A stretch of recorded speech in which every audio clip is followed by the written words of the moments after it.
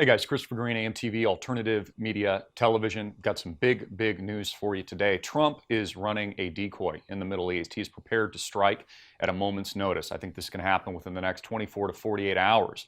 Now, I was talking to Chad Booksam a few days ago on this issue that this is the art of war. Okay, make the enemy think that you're retreating right before you attack. And look, this is not going to go away. Even if there is not a mass scale intervention, which I think is likely in the Middle East very soon, this is not going to resolve itself manually. Okay, this is going to take an act of war. Even if we look at North Korea as an example right now, what's happening in North Korea since Donald Trump has been meeting with the leader, Kim Jong-un, multiple times trying to broker a peace deal? Nothing. They're still manufacturing uranium. They're still manufacturing nuclear-capable missiles and technology. The threat of EMP, electromagnetic warfare. We've even seen parts of South America go completely dark just in the last couple of weeks. So how is Iran going to resolve itself? Is Israel going to allow a Middle East peace plan? Will the rest of the Middle East allow a Middle East peace plan? Will Iran allow a Middle East peace plan? I think we all know the answer. And you see, Donald Trump is an illusionist. He is a political magician. Okay, it's why he had the political mainstream media eating out of the palm of his hands. It's why he rocked Hillary Clinton. It's why he beat everyone in the GOP and he came out of nowhere. Trump knows how to handle media perception. Also, notice how tempered he actually is in his actions. We get a lot of this mainstream media propaganda that Donald Trump is at any moment going to just launch and press the red button. Yet he's not done any of that. He's been very tempered. He's been a strategist in multiple ways. Now, I think the news that we got a couple of days ago was more just for the media. It was also to throw off America's enemies off balance.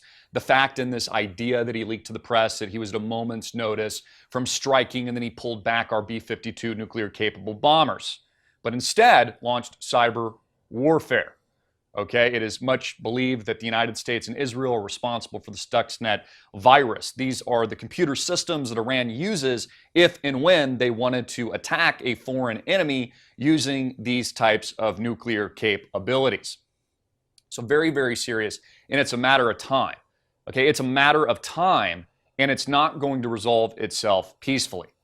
Did the sanctions imposed on Japan resolve themselves peacefully before the bombing of Pearl Harbor and the outbreak of World War II?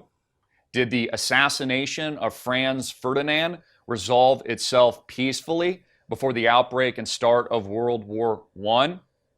I mean, look at Iraq and some of these other nations that we've had conflict in just even in recent years. It's only furthered the turmoil into perpetual, endless, periodic war. And this is what the war machine is. People need to understand this is the intention. It is even the argument from an intellectual, philosophical standpoint. If America expects to exist as today it's a falling empire, then how else will it exist without establishing a new order in its own image? You see, people need to understand this. It's a war against a rising East. It's not just about Iran, and it's certainly just not about North Korea. These are proxies for China. China has 1 billion+ people ready for war, marching, tanks, military, and naval assets. One of the advantages America's had is our Navy has been superior for much of, well, the generations that you and I are both familiar with. But this is changing with the advent of technology. You know, a simple strike, a virus like Stuxnet, or a cyber attack on multiple fronts coming from America's enemies or opposed by America itself is enough to totally and absolutely cripple its enemy. Donald Trump today said that he's imposed hard-hitting and in-your-face sanctions against Iran. But again, I pose the question, will that be enough? Will this broker peace, or is it just leading us to the inevitability of conflict and war? I think we know the answer to this, and again, I think it's highly likely that Donald Trump is playing the magician's masterpiece right now. And while the enemy thinks he's retreating, and while he's messaging this to the mainstream media, he's about to strike. Also, I wanted to note that Bill Maher came out over the weekend, suggested that Oprah Winfrey would be the only Democratic forerunner likely to win the presidential candidacy and have the potential to beat Donald Trump in the upcoming election. You must tune into AMTV, Alternative Media Television, because I've been saying this for years. There's only two people that could possibly beat Donald Trump, and I still think Donald Trump wins. That would be Oprah Winfrey, or that would be Michelle Obama running for the White House. We have no forerunners. Joe Biden's not going to do it. Kamala Harris is not going to do it. Certainly Bernie Sanders is not going to do it. None of these people have a chance against Trump. In addition to that, and it's something I think we all need to think about, is a war with Iran actually helps Donald Trump's re-election chances. His supporters will support that war. But here's what I don't think we have yet. I don't think we have the real event yet. We had the drone shot down. We had the two ships with the mines. It's kind of, not really that clear what happened. And we obviously understand what the motives potentially are. But my point is, again, it's not going to stop. We're going to keep having these events. We're going to keep having this crisis in this part of the world until there's inevitability of that war. The Dow Jones Industrial Average is hitting new records, triple, quadruple records. By the way, Bitcoin has exploded, hit 11,000th, best performing asset class in the world, bar none. Those are just the hard-hitting and in-your-face facts. Facebook's announcement of its Libra cryptocurrency, by the way, will only cement Bitcoin as a preeminent new currency of the future, completely decentralized and challenging the establishment order. It's like Gandhi. First they ignore you, then they laugh at you, then they introduce Facebook Libra coin, then Bitcoin wins.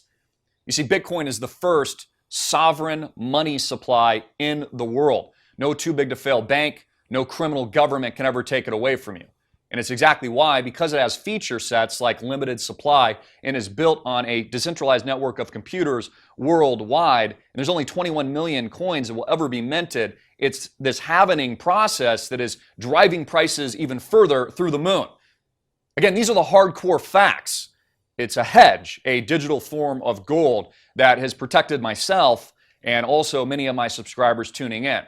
Click the link below right now. Join our school at thebitcoinrich.com Academy. Also want to hear your comments about this video. I have a major announcement that's going to be bigger than the Facebook news. I'll be releasing it only to our thousands of students around the world. And more importantly, I teach you how to leverage yourself in this space for maximum profits so you can pivot for maximum success. This is information you're not going to get anywhere else. These are announcements you're not going to get anywhere else. For example, my students knew years in advance that the Facebook announcement was coming. They were able to pivot and profit for that event before it happened. We've been traveling the world. We are studying this stuff. It's an obsession of mine. It's truly my passion because it's liberating the world. This is something Mark Zuckerberg has right. It's truly liberating those in second and third world countries that don't have access to their own financial capital. We take this for granted. It's capitalism in the United States of America that has made this country so great. Take a look at Donald Trump. I mean, he's a man who understands leverage. That's how he built his real estate empire, and it's also how he leveraged himself into the White House. And it's exactly what we teach at our course. Prices are going up soon, and again, we're hitting record highs. But we're just getting started. I don't think that the majority of Americans will actually get involved until we're hitting new all-time highs again. That'll be well above 20,000 as we push into 100K. That means we have 10x, 40x potential rate of returns on our way to a multi-trillion-dollar asset class in the not-too-distant future. This is like getting in to social media 10 years ago when we actually started AMTV and people mocked it and laughed at it. Again, this is the Gandhi syndrome. First they ignore you, then they laugh at you, then they fight you, then Bitcoin wins.